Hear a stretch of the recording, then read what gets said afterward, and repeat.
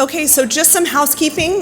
There are programs in the back of the room, so if you didn't get a program on your way in, for Erin, there are notes pages in the back of the program, so you can take your notes, so don't worry. When I didn't see things on the table, I got a little worried for you, but don't worry. I'm losing my voice, so I apologize for that. So just to quickly introduce myself, my name is Allison Berendt. I am the Chief Science Officer for the Foundation for Angelman Syndrome Therapeutics. I'm also losing my voice. We have a very, very long day ahead of us, so it's very exciting. I hope you're all here. You might want to bring tissues. You might want to have your notepads ready and your pens ready, because we have a lot to talk about and a lot of really exciting things today.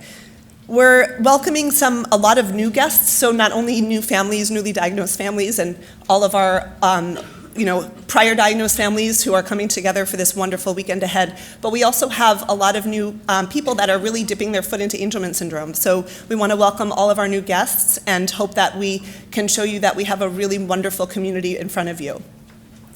I also want to thank all of our sponsors. We have some amazing sponsors this year, and without our sponsors, none of this weekend would be possible. So all of our families are so grateful to every one of you for supporting the Angelman syndrome community. Finally, I also want to make sure that everyone puts their phones on vibrate if possible, just to not disturb the speakers. We're going to be moving pretty quickly through the day, so we're going to leave room for about 5 minutes for questions for each person. But if you don't get your questions answered, don't worry. We have a panel discussion at the end of the day from 4:55 to 5:30, so stick around so that you can ask all of your questions to the panelists so that you can feel that you got all of your dreams answered. Wi-Fi is available. The Wi-Fi is FAST, all caps, 2019. So without further ado, I would like to introduce our keynote speaker and our first guest. This is Dr. Emil Kakkis. He comes to us from Ultragenyx Pharmaceuticals. He is the Chief Executive Officer of Ultragenyx. He's also the president and founder. One of my actually personal heroes, and I think he'll be yours as well. We are really honored, and he's going to tell his story, and I don't want to give that away in his bio. You can certainly read it, but what you're going to see about Dr. Kakkis is that he has 25 years of experience in rare disease, and he's a believer in the possibles, which all of us are as well, and I think he's going to be able to show you that in his talk today. So I don't think I need to say much more about him. Let him speak for himself. Welcome, Dr. Kakkis.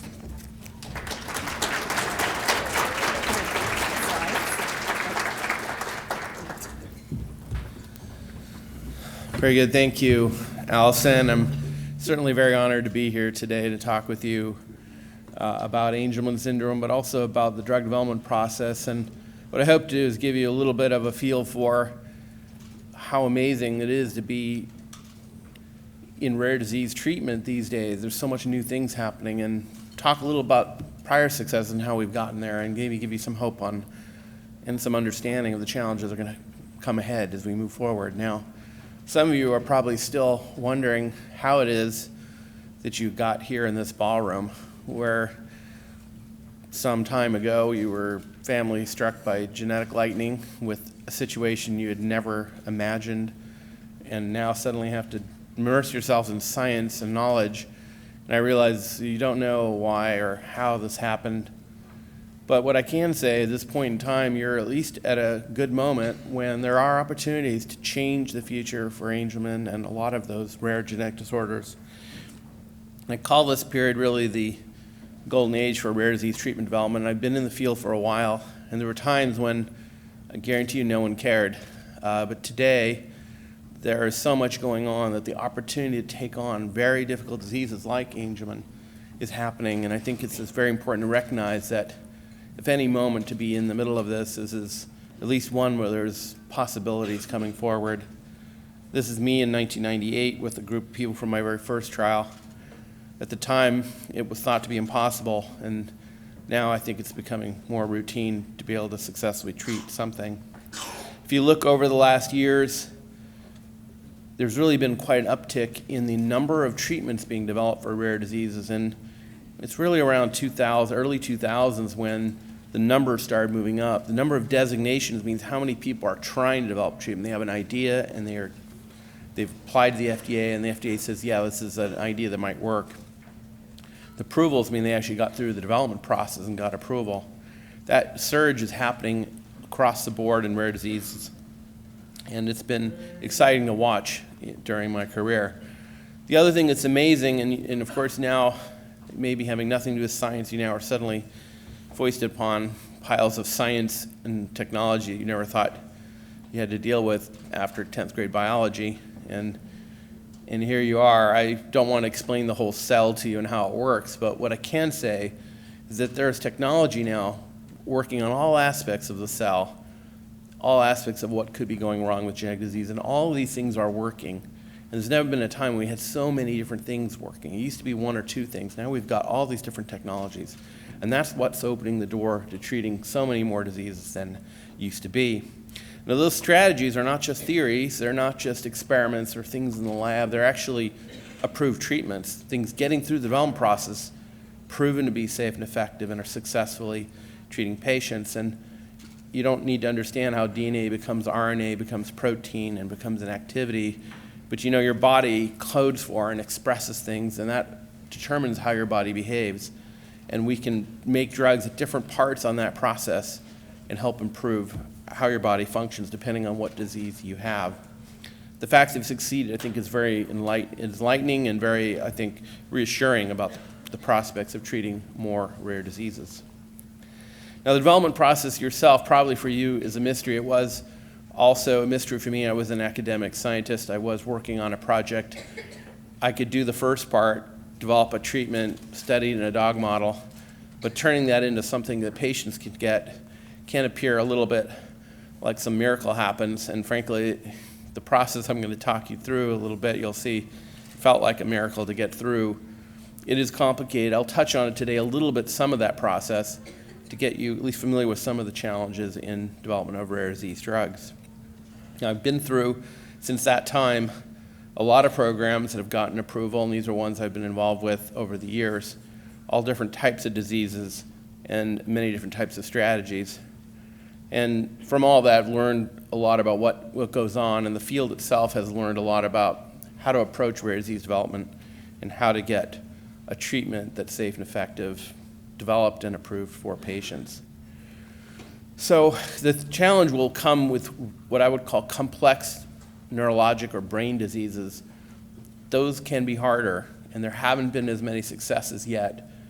There have been some neurologic successes for sure, such as drugs that treat seizure disorders, the particular seizure phenotype. I think there's been some amazing new things, and one shown here that's been very successful, and I think I've heard some Angelman patients may be on that as well.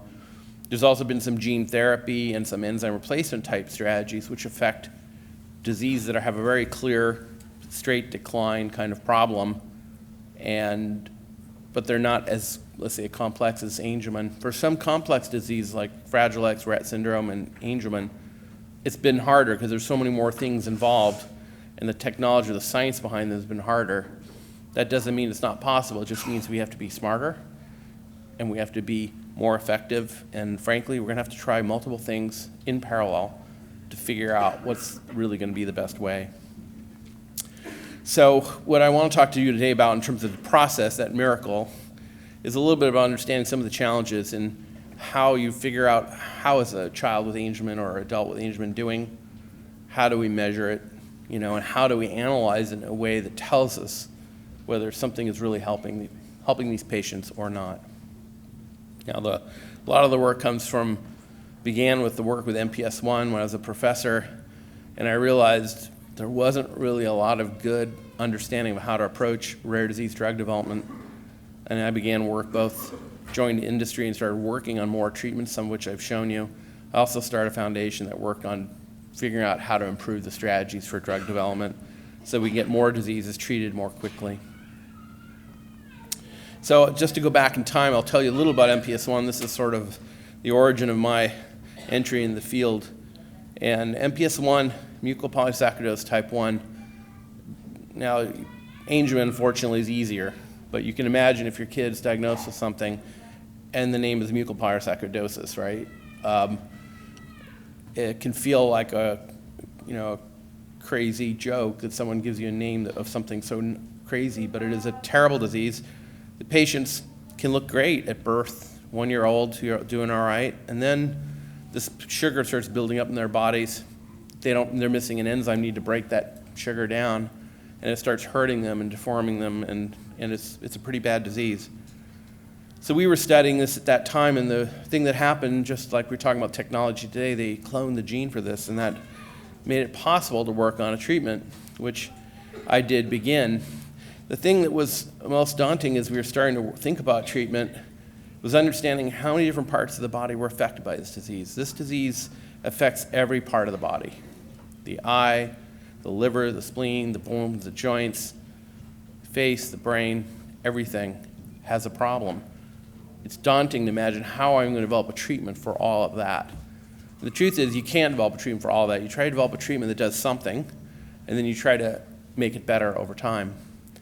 But trying to do a trial with this much variation, with this much differences between patients, made it very hard. The other, of course, problem was, of course, in those days, when I started in 1991, there wasn't a lot of money, and this was actually my laboratory I was working in as a fellow.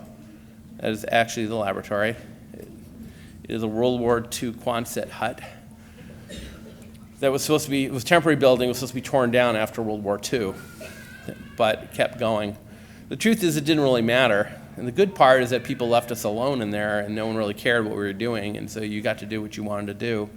And that was where I was working.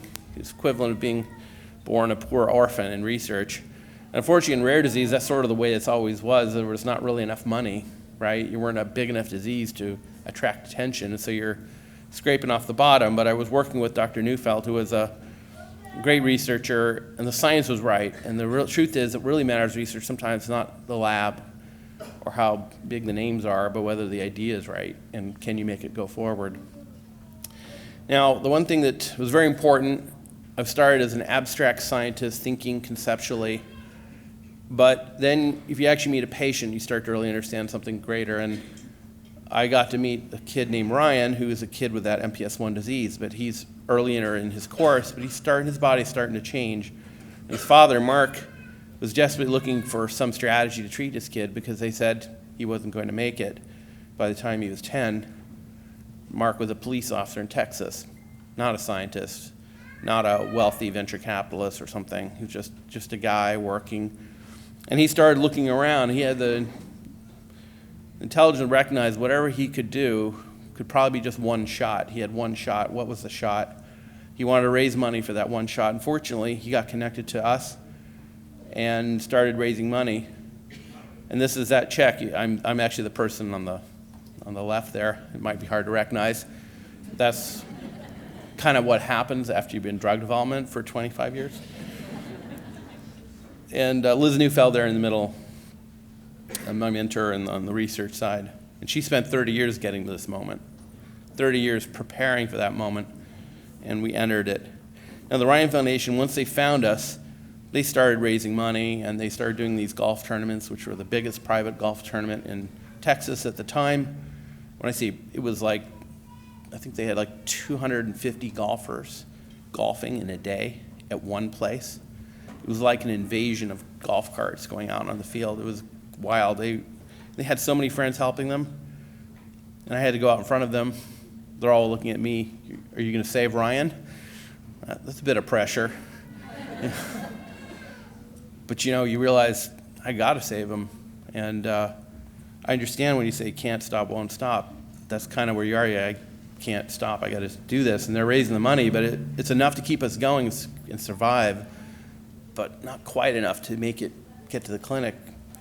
Fortunately, they got us to move forward. And what I wanted to point out is that they were doing something that wasn't so common, which was not just waiting and seeing, but they actually said we should do something. We should fund grants, and we should start doing some work. And that's the way patient advocates become a lot more active.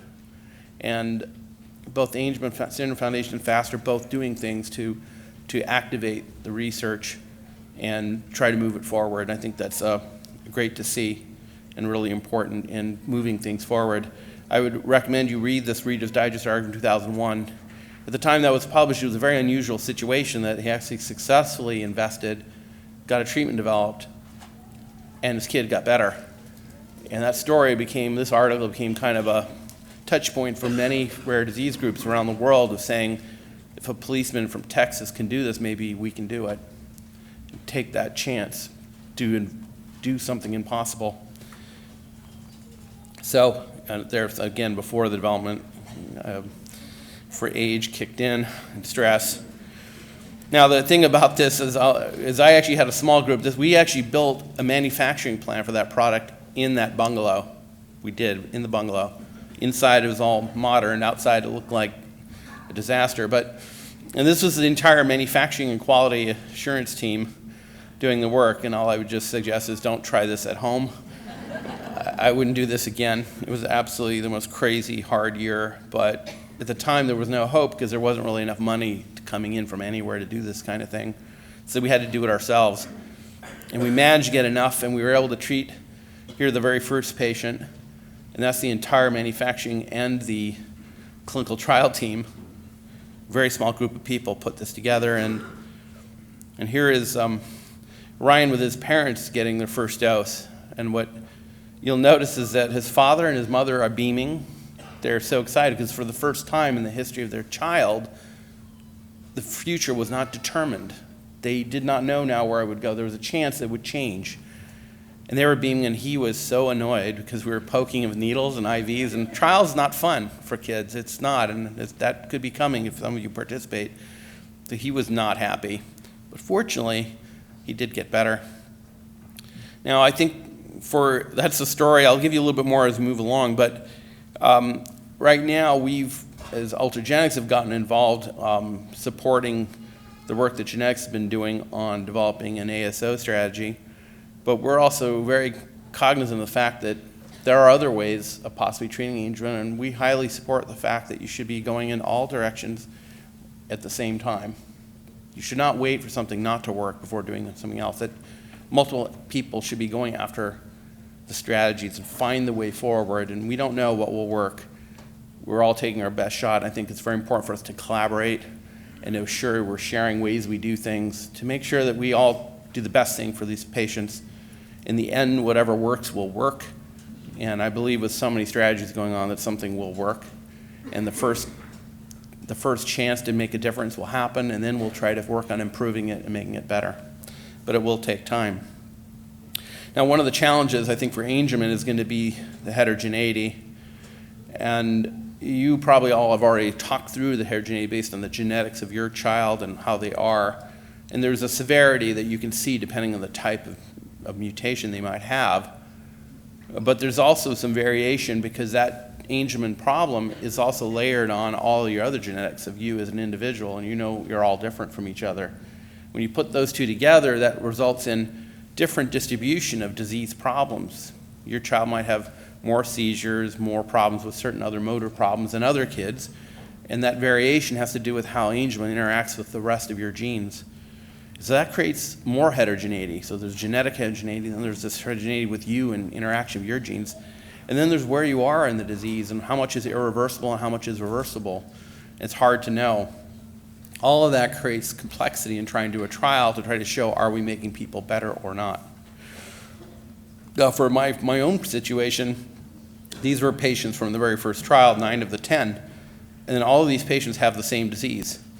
The little girl sitting in my lap, a more severe patient, has 0% of that enzyme. The woman standing behind me, 17-year-old, has maybe 0.5% of the enzyme. That's the difference between those two. And all these patients had a variety of different problems, and it was so completely different. You ask yourself, how are we going to figure out how to measure everyone the same way based on different ages, different clinical problems? It is really one of the really biggest problems. And the challenge is that the development paradigm, how we do drug development, how we prove a drug is safe and effective, is not really well designed for variable diseases like this. And the challenge usually in rare diseases, you can't really select down and treat only people of a certain type and not treat other people because there are all these other people that you haven't studied. And very often you can't get enough patients anyways if you try to select just a very narrow segment of the population. You also, it's very hard usually to overpower, to just put hundreds of patients. A lot of other clinical trials, we have 500 patients in them. And with that, you can kind of have enough people that the variation doesn't matter as much. So that's much harder to do. And when you're dealing with a multi-domain disease like this, where all these different problems are occurring, how do you pick an endpoint? What would you pick for Angelman as the one thing? And you're going to, how do you design a study just for the one thing? So these problems create a challenge in how you design a trial and how you pick endpoints and figure out a way to demonstrate whether something is effective and safe for these diseases. Now, one of the things that's now more common, and hasn't been in the past, was to actually start studying patients rather than just asking experts. Because historically, people would get a group of experts and they would tell you what they thought about a disease.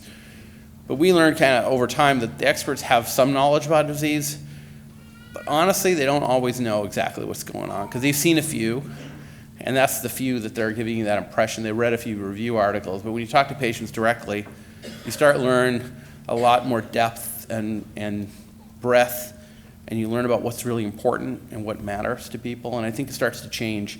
And so natural history studies are one way to do that. And it really requires, and rare disease development requires direct learning from patients. It requires doing lots of things, not just natural history, but maybe surveys of burden of the disease and interviews, cross-sectional things where we measure things. What is important for you to recognize that you need to participate in some of these things. You need to make yourself available so that we can help learn about the disease and help understand what it is we need to measure and how we can help patients with this disease. The natural history studies are important. They take time, though, and I think all of you would agree you don't want us to spend 10 years doing natural history and then start talking about a treatment 10 years from now, right? That is not what you're here for. But while we're trying to do those natural history studies, we should be also trying to work on development. But by combining all the knowledge and learning, we can do the best in terms of designing and developing a treatment. Now, one of the challenges with the whole development process is really the study designs, or how you design a study to show something's effective. And the gold standard is always the double-blind placebo-controlled study. And I am sure if I went through the room here and told you the word placebo and asked for your reaction to that, it wouldn't be good, right? I pretty much guessed that. I've been through a lot of rare disease programs. No one wants to deal with placebo. But there are times when it really becomes necessary. We'll talk a little more of that in a moment, but there are so many different ways, and I won't go through all of them now. It would be too tedious to go through all the details, but I can say to you that there are variations and ways to approach development that help you learn in an objective way. But depending on what you're trying to learn, their design maybe have to be honed for that purpose to make sure you're doing the right thing. Now, so the randomized double-blind study, as I said, gold standard.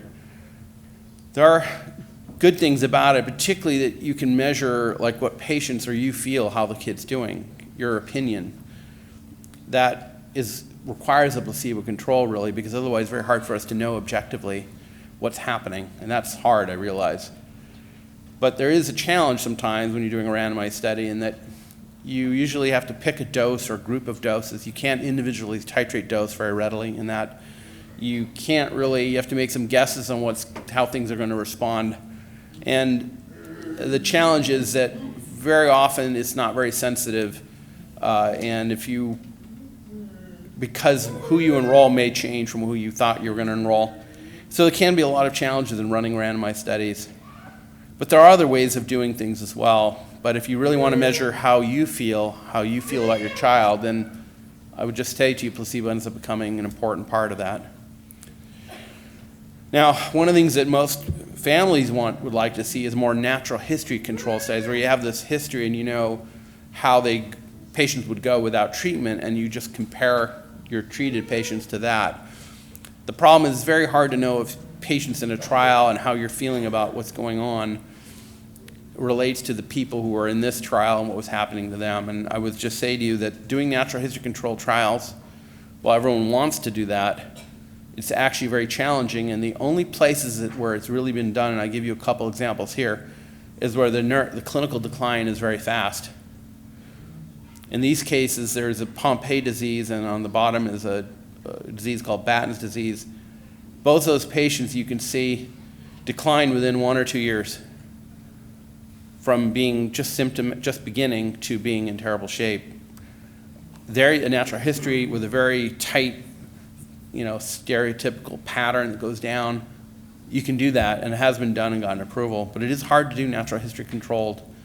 For something like Angelman, I think it's going to be hard. That doesn't mean natural history is not important. I think it's important to do. It's important to learn about how the disease progresses and how much does it vary over time. But doing a controlled study that way, I think it's going to be challenging. And I would just say that, particularly when you're talking about regulatory agencies, it can often be very encouraging at the beginning. When it comes to signing on the dotted line that we're going to approve something, they get a lot more difficult. And so this history has shown us that natural history control studies have been relatively limited number of approvals that way. And there have to be some things met to make sure that the data are real. And one other alternative to double-blind placebo that I would suggest could be possible in some ways with Angelman would be where you do an open label study, but you do blinded assessments. This is a strategy we used recently on a disease called XLH, a bone disease, but in this case, we could take x-rays of their bones before and after treatment, and we would digitize those x-rays, blind them, and then have reviewers read those x-rays. It had nothing to do with our trial, and they had no idea whether this was a before or an after x-ray. We could also digitize x-rays from kids who were not even in the trial and blend those with them. And so the observer could objectively look at how the bones were doing and rate, and we were able to get an approval for the pediatric indication of XLH with this kind of study. The value of this type of study is that we could actually, because it was open label, we could titrate the dose in each kid during the early period and figure out if we got to get them to the right dose, and then allow that dose to proceed over time. Now, I think with Angelman, if you could digitize videos or you could do other types of measures, sleep studies, seizure, EEG type things, it's possible. I don't know if it's the right answer. I'm just saying, too, it's a possibility as a strategy. Particularly, I think the ability to titrate dosing may become a factor for those drugs that are not one and done. Now, the other challenge or the other way approaching this is to use a biomarker, like a blood test or a spinal fluid test or something that measures the disease activity in some way or the drug effect. But I would say to you, these are hard to do and hard to get acceptance. You have to prove that a biomarker is reasonably likely to predict clinical benefit, and that's a standard that no one fully understands what that means, and you won't be able to get an answer directly until you come forward with data and then find out whether that's going to be acceptable to a regulatory agency. For a disease like Angelman, biomarker may not be that satisfying, because if you think the symptoms aren't better, I'm not sure what the biomarker means to me, and so I would say it's not necessarily something is going to be as critically useful in terms of proving that a drug works.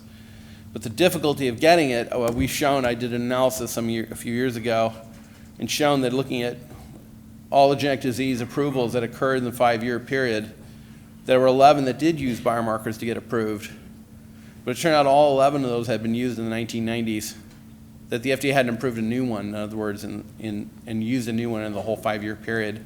Since that time, there have been a couple new ones, the X-ray one I just mentioned, but I would just say to you, it's very hard to get biomarkers approved for proving that your drug works.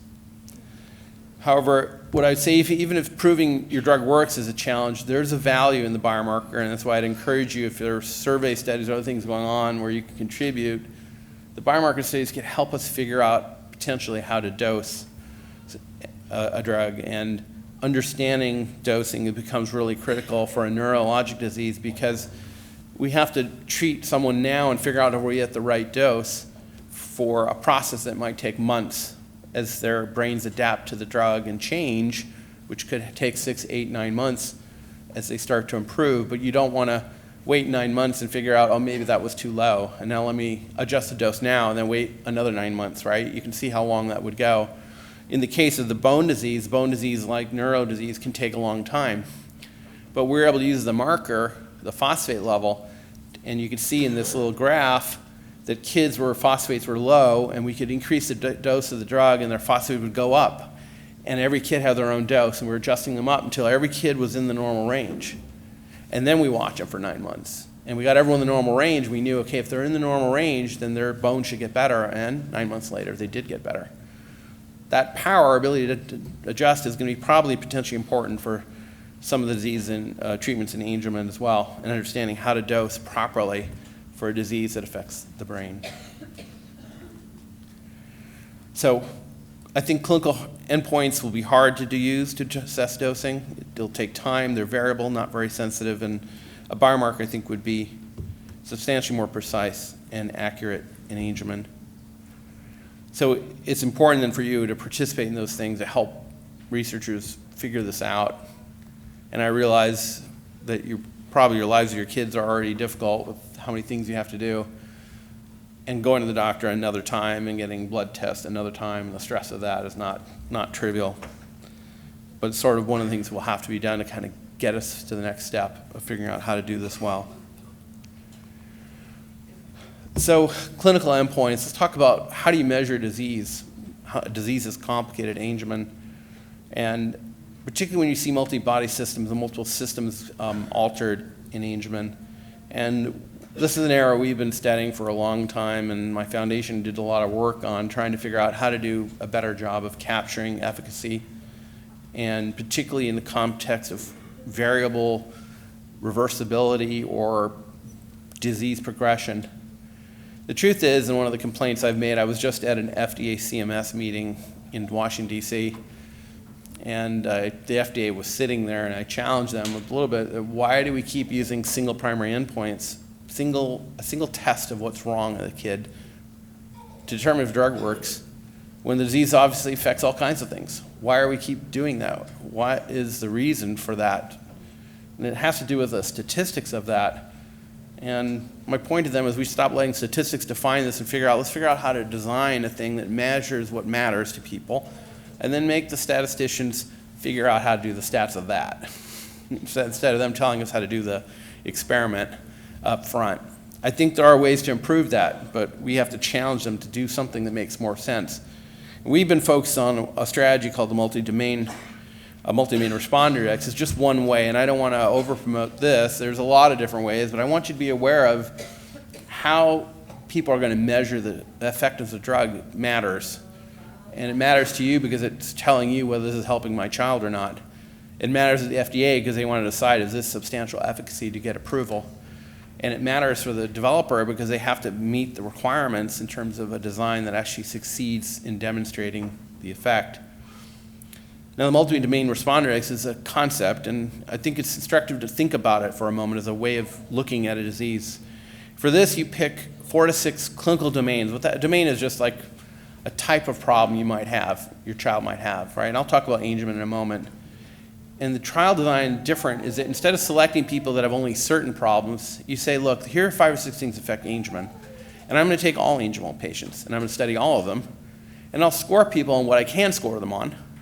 And if they don't have that problem, well, they're not going to change. I don't have to worry about it. But I don't have to exclude them from the study because they don't have that problem. And therefore, we can try to incorporate a broader array of patients in a study and try to score each domain individually. And people score on things they can score. If they don't have the problem, they probably won't get better, right? But if they do have the problem, then they can get better and they can get measured. Then you do those things. And what you're looking for is how many patients have a big win. They improve by a lot, what we call a minimal important difference, or they decline by a lot. What are the big wins and big losses? And we add up the big wins in all these domains among all these patients. And I'll show you an example of what that looks like. It allows you to capture benefit across many different places. So if your child happens to have, seizures and walking problems, but those get better, that's important to you, that's great. If others are, language is probably a pretty common problem, but another child could have 2 or 3 other things that are getting better. That still is a benefit, and why choose which ones have to be the one? Instead, capture more efficacy. So let me show you what this might look like if we were doing, let me show you an example from Alderzyme to get you the concept, and then we'll talk about Angelman. So we did this for Alderzyme. This is an enzyme replacement therapy that I was showing you earlier for MPS I. And this analysis, I think, is fairly simple. We took 5 areas. Forced vital capacity is breathing, how much air you can put out. So that's breathing, walking, sleeping, shoulder flexion, which is sort of mobility, and visual acuity. So you can see there are 5 different areas of the body, 5 different types of problems. And we basically define, based on literature or other science, how big a change would you have to be to say that's an important change for that patient. 11% increase in your ability to breathe was establishes a reasonable improvement that should be detectable. Patients should feel that. And we did that for all of them. Now, what we did is we took our Alderzyme phase 3 data, and there were 23 placebo patients and 22 patients in Alderzyme from the randomized trial, and you score them, and improvement's red and a decline is yellow, and gray or blue are sort of either no change or you couldn't measure it. That patient couldn't do that test. And you don't have to do the test, it doesn't really matter. I think when you look at the placebo patient, you'll see that the number of red boxes is less than the number of yellow, right? You don't need statistics to see that. You can see that. And when you look at the Alderzyme, you can see there's a lot more red than yellow, right? And you can look across the patient numbers and see some patients that had like 3 domains improve. Some had 1, some had 2. One of the patients actually had 4. But you can get a feel right away across multiple domains. Like you could also say, well, it turned out 5 patients had a substantial improvement in their visual acuity in the treated group, none in the placebo group, in fact. And it was very distinctive, but only those 5 had actually visual acuity problems. The other people didn't. So the 5 that did have the visual acuity problem got better, and the 3 with placebo didn't change at all. Now that's nowhere in the label for Alderzyme. You don't see it anywhere. FDA says nothing about this. But you as a parent would want to know, if I had that problem, would it get better? That would be important to you to understand, even if it's not the most common problem, but it's a problem you could have. When you look at disease affects multiple parts of your body, all the parts add up in terms of how you feel like you're doing. So this is one way. If you pool all that data, you can show that the patients on Alderzyme, which are red, had many more patients with 2, 3, 4 domains improvements, whereas the most common response for the placebo patient was actually losing ground in at least 1 domain, which makes sense because these patients normally decline steadily downward. So this analysis then will help you get a better feel for 5 domains and how patients are responding, and get a sense that there's people responding in different ways with different combinations of problems. But it gives you a bigger view of what's going on with a disease like MPS I. Now, Angelman, I think, is a disease with a great deal of complexity, and there's many different types of people with different clinical problems. I think language is probably a pretty common one, ability to speak. But sleeping, the walking, ataxic problems, the seizures or those kind of things, cognition, behavior, anxiety, those are all problems that affect you day to day, that you see and may impact how your child's doing. And they're variable expression. I'm sure some of your kids are very different from other kids in that pattern. And so this is a situation where being able to capture those domains instead of picking one thing is important. Now, multidomain, this responder index I talked about, is just one way. There are other ways of combining and collecting and other ones that are being used. But it's just to get you an understanding of why would that be helpful. Because when you have a disease that affects multiple things, it's great to capture and measure multiple things and to get a better sense of how much efficacy you're having. However, the strategy sometimes of looking at multiple domains is not necessarily as readily accepted by regulatory authorities, because sometimes they have trouble interpreting what it means. And that means we as people in the industry have to work harder to get them to appreciate. But I think patients understand what it means. They want to know how all these different problems are getting better, not just one thing. And we think it's the right way to go. Now, I said I think this is the golden age for rare disease treatments, and there's so many new options coming ahead, more diseases, more technology, an opportunity to change the future. And Angelman now is in play, it's out there, there's things happening. I think it's really important now that we are collaborating as much as we can between all the entities doing what we're doing for the final end game, which is getting the best treatments developed.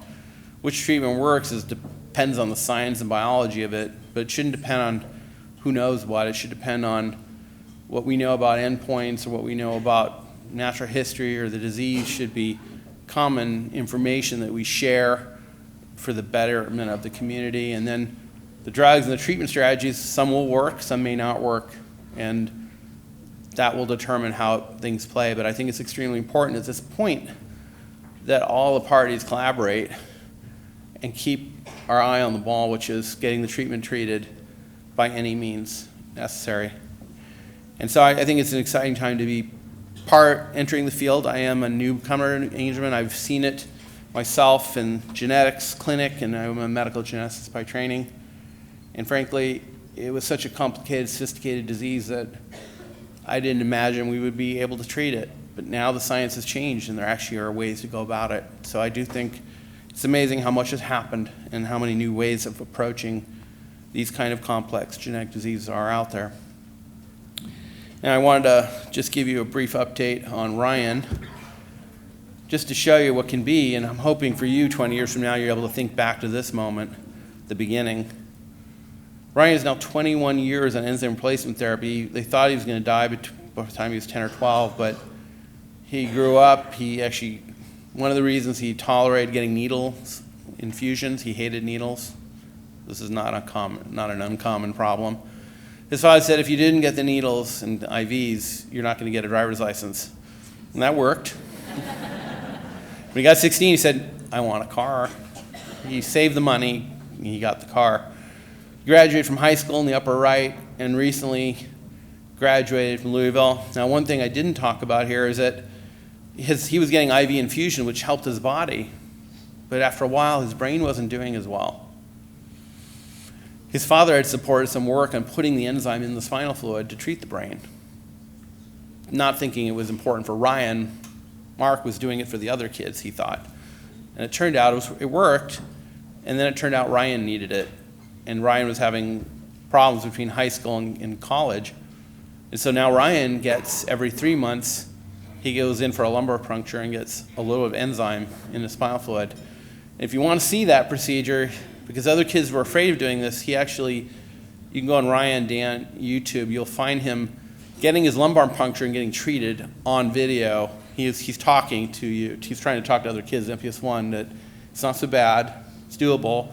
So for the last 5-6 years, he's been going every 3 months and getting his treatment that way. And what happened is his brain cleared up, his memory improved dramatically within a few months. He started reading books, he could read them and remember everything. He took a science class he'd been having trouble getting through before. He got a B+, and he went back to Louisville and graduated. And it really took off. So here's someone actually getting intrathecal therapy with an enzyme, which is work I actually did in my laboratory. And a good example of Mark doing things good for the community, not just for his family. And it turned out it was good for him too. Who knew? And then I just had the thrill of a lifetime when he proposed to his girlfriend at an event I was at, and he did it there just so I could be there for that event. Be there for that important, and so he's getting married now too. So that's the turnaround, right, from where you thought it would be and where it could be. I can't promise you that's going to happen for Angelman, but I believe we'll get something done and we'll move ahead. And we got to fight for it. And I agree, you can't stop, won't stop. You got to fight for it, and you not fight with each other. You got to go after the problem, help each other. Go after the problem. And we as companies need to do the right thing too. Help each other get to the end. So I'm excited about where it's going, and I'm really excited to be part of this and to support the community and trying to find that answer and change the future like we did for Ryan so many years ago. So I want to thank FAST for inviting both ASF and FAST for all the work they have been doing in Angelman syndrome, and a whole host of people have helped me in my career in developing treatments for rare diseases. So that's it for this morning. Thank you.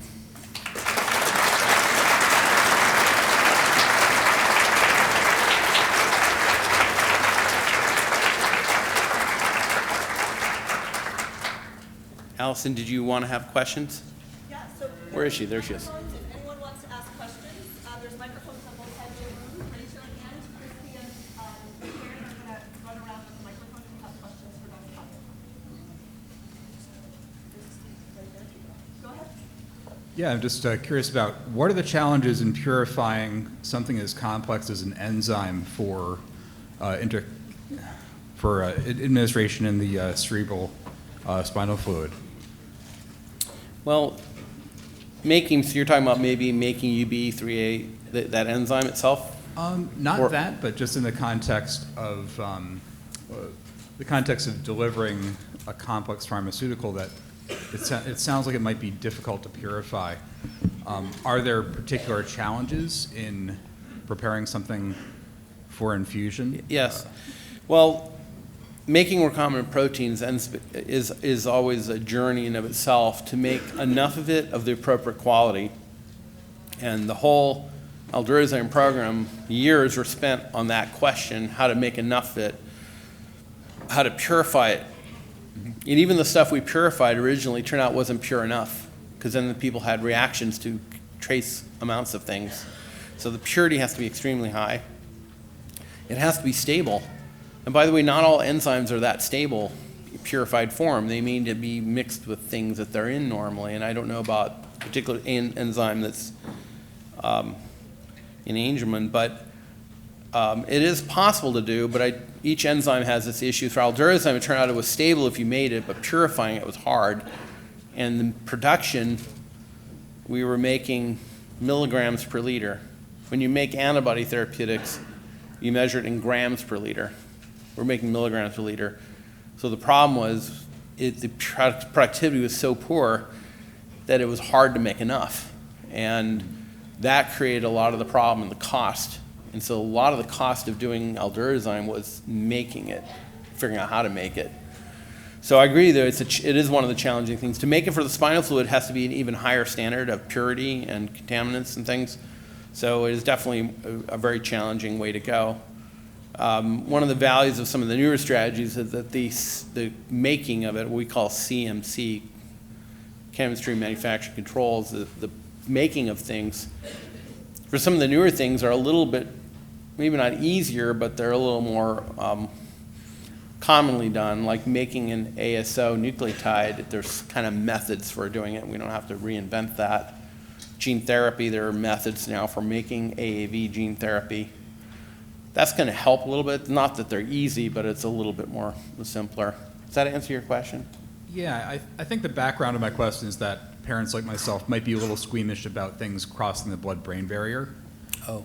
Knowing just that the purity must be exceptional and that the risks are greater. Oh, I see. Yes. So the delivery, can you get so your question is maybe about what do you have to do to get it across the blood-brain barrier? I think when you're doing intravenous therapy in the bloodstream, your body has a protective system that protects the brain from potential toxins coming from the blood, but that protection also prevents a protein or enzyme you might put in the blood from getting to the brain very well. It has to get transported across, and it's not a very efficient process.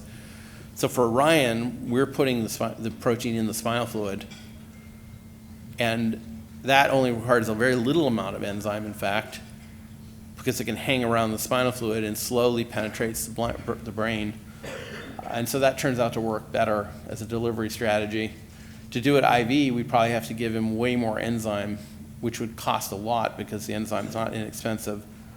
Whereas doing it in the brain, for him to do that now is only a few $1,000s a year of enzyme, just a little bit. But put in the spinal fluid, it's way more effective at getting into the brain. So that's one strategy we developed. It's not elegant. It involves a spinal tap, I recognize, but when you get it working, and he's been doing it for years, right? It's kind of his routine, and it works. Well, that's one good thing when things work. You do them. Thank you. Raise your hand if you have any other questions. Hi, I'm really thankful that you're working with us, so thank you for joining our community. My question is related to the lumbar puncture or spinal tap itself, and trying to demystify that if that becomes important for therapies. And I tried briefly to search for the video you offered. I'm wondering if you could give us an idea to how to search for the link, because I think that would be helpful for people to really see an individual talking about his experience. I'm pretty sure if you search Ryan Dant, you should be able to find a few in there, because there's like 60 Minutes episode, which is interesting to watch too. But Ryan Dant alone should be specific enough to find it. I will look myself, and maybe I can help you with the link. Well, the thing about lumbar puncture, which is just one way of accessing the spinal fluid, is done in the lower back, and it seems like crazy or awful, but it's not really that. It's not that big of a problem, and we do it a lot in pediatrics, and I'm a pediatrician. Me too. When you do it down in the with the part of the lumbar region, there's no spinal cord down there. There's a few loose nerves, but there's like an open space of liquid. And so it's not like you're going to hit the spinal cord with the needle. There's no spinal cord there. So it's that pool of liquid that makes it easier usually to measure. The value of that is by measuring spinal fluid, you're measuring something that's closer to what's going on in the brain. So it has a number of potential uses. One is, of course, doing therapeutics through the spinal fluid, but the other is measuring what's going on with the brain. Because when you measure the blood, whatever's going on in the brain is diluted by what's going on in the body and might not give you clear answers. And so being able to look at spinal fluid markers, too, could be one of those things. But I recognize a lumbar puncture in an Angelman patient is not a trivial thing, right? This is not, are they going to be able to, it's a lot more different from some other kids, perhaps. So we recognize that it's not trivial, but it is an avenue to get to the brain. And whether you're doing gene therapy or an ASO or some of the other strategies, it is one way to help ensure that you get more in the brain and you can learn what the brain is doing.